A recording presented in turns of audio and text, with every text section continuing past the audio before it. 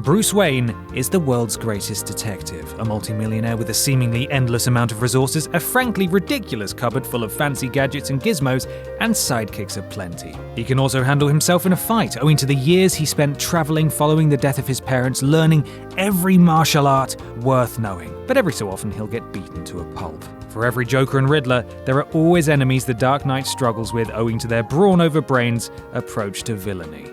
I'm Ben from What Culture, and here are the 10 most powerful Batman villains. Number 10. Killer Croc. Now, you're unlikely to mess with a guy the size of Killer Croc because of his size, but factoring in the scaly skin, razor-sharp teeth, and recent penchant to put those teeth to use by eating people whole, and only bad times await. Originally just a crime lord born with a form of atavism that imparted him with reptilian traits, after Crisis on Infinite Earths, Killer Croc started living up to his name more literally, explained in the comics that his disease has slowly robbed him of all his identifiable human traits. Basically, it's like going toe-to-toe with a walking, talking crocodile that's been taking steroids since the day it was born. Number 9. Prometheus. On the other side of the spectrum is Prometheus, one of the few people who can lay claim to having beaten Batman at his own game not once, but twice. The son of two killers who were gunned down in front of him by police during a cross-country crime spree, Prometheus's hair turned white from the trauma and he vowed to get revenge on the forces of justice, traveling the world and learning all the talents he'd need to be the world's greatest supervillain. To bring down the Dark Knight the first and most famous time, he downloaded the martial arts skills of the world's greatest fighters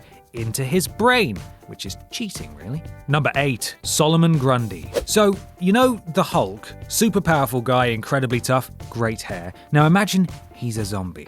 That's basically Solomon Grundy in a nutshell. He has superhuman strength and stamina, although both have varied over the years, and you kind of can't kill him. He's virtually indestructible and immortal thanks to being undead. He's also nearly invulnerable to physical, magical, and energy attacks for the same reason. Number 7. Clayface. Sticking with the various actually superpowered Clayfaces for this entry, the limit of the character's abilities have never quite been established. In theory, Clayface is kind of invincible. You can't kill him. He's not really a person, able to shapeshift into just about anything. Equally, he probably doesn't have any nerve endings left to feel pain either. It's just washing him away, electrocuting him, or freezing him that can stop him in his tracks, none of which are a long-term solution. I suppose you could call him a fine-grained natural rock or soil material that combines one or more clay minerals with traces of metal oxides and organic matter, citation needed for wankers. Hashtag fine-grained natural rock or soil material that combines one or more clay minerals with traces of metal oxides and organic matter, citation needed for wankers.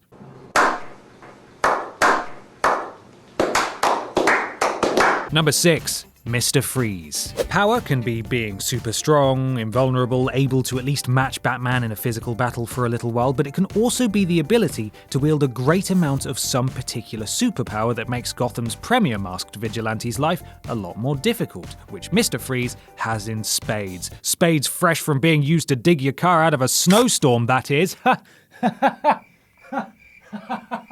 That's where the newer version of Freeze comes in, who matches his genius-level intellect and genuine insanity with a newer skill set that involves being able to freeze you with his touch and a gun capable of freezing entire neighborhoods. Number 5. Poison Ivy. Batman can usually work out some way to beat his foes. He has fail-safes and gadgets, strategies to deal with Killer Croc's bulk, and Mr. Freeze's chilly reception. When it comes to Ivy, though, he's usually rather lost. In most recent versions of the character, she's barely even a villain, just an uber-environmentalist who can't stand anything happening to her precious plants, and who, admittedly, sometimes goes to some extreme lengths to ensure their safety, which she does incidentally by having control over all plant life. Number 4. Bane. Yes! Bane is the one who broke the bat. His big ass snuck into the Batcave and slammed the Caped Crusader over his knee, snapping his spine in two. Sick. What puts Bane head and shoulders above other meatheads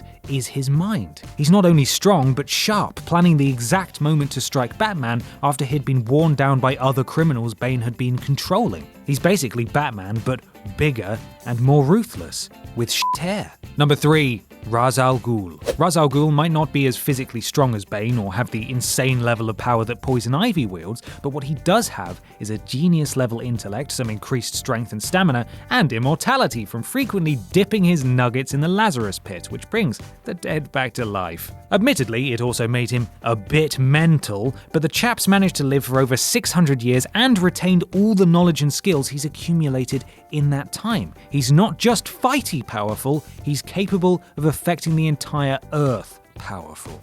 Number 2. The Court of Owls. The Court of Owls was only introduced during Scott Snyder and Greg Capullo's run on Batman in the last decade, but they've actually been around for a long time. They're a secret society of assassins who've been living in and controlling Gotham the entire time. So they're powerful in that they've infiltrated every part of Batman City, and also because they're immortal. Wait, what?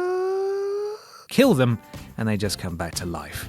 How do you top that? Number 1. Bat-Mite. Yeah! Just blew your stupid nerd faces off, didn't I? Sit down, kids, it's time to learn you some nonsense. Bat-Mite comes from a weird time in the Batman comics, but he was definitely an antagonist. It's just that he would usually wind the Dark Knight up, rather than causing crime or putting people in peril. A small man from the 5th dimension who possesses advanced technology that cannot be understood by humans' limited 3-dimensional views and can therefore alter reality however he sees fit. Clayface? Quite tough. Killer Croc? Wouldn't want to meet him in a dark alley. Bat-Mite, meanwhile, could wipe Batman from existence if he wanted.